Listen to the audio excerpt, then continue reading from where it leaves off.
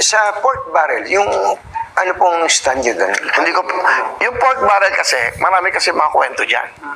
So, aalamin ko muna lahat yan kung ano. Ano ba yung pork barrel na yan talaga?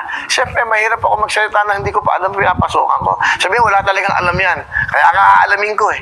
Di ba? So, pinag-aaralan nyo pa lahat na ito? Lahat. Kaya pinag-aaralan ko lahat to. Huwag kayo mag-alala. At pag napag-aralan ko to, siyempre malalaman ko na. Ito pala yung pork barrel. Saka po pwede ako magpahinga. Saka ako, ang gusto ko pag naging senador ako, meron akong interview. Weekly. O, ito yung project na ginagawa ko ngayon. Napadala ako ng ganito. At yung mga teacher na tumatawid na ilog, napagawa kami ng magandang tulay doon, pang-abang buhay. Ang isa pang problema, bakit gusto ko mag-DSWD? Una, gusto ko sana yung mga eskwelahan itaas. Itaas. Kasi pag nagbababa, yung buildings, structural. Bakit? Pag nagbabaha, hindi rin mapuntahan. Pag nag-evacuate sila, binabaha din. Ayusin, lagyan ng tamang toilets.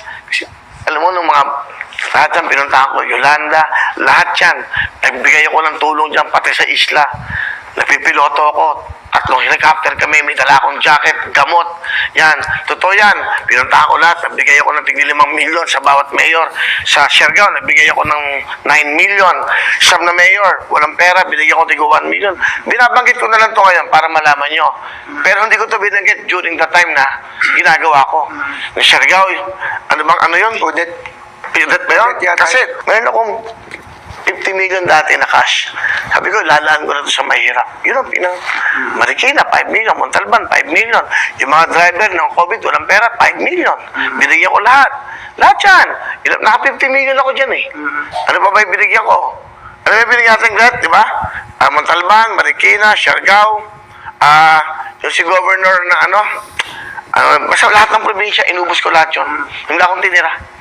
Talagang, yun ang, kumbaga, kung may panatasin ako, hindi, ito, isi-share ko itong blessings ko na to. Pinupunta ko lahat.